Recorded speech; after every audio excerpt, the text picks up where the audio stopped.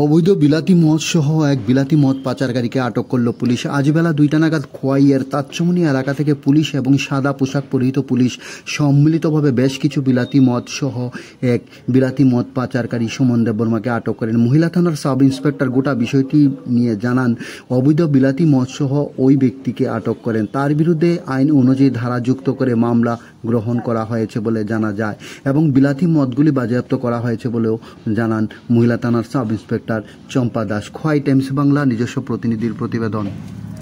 সেই ব্যক্তিকে আমরা আটক করতে সক্ষম হই।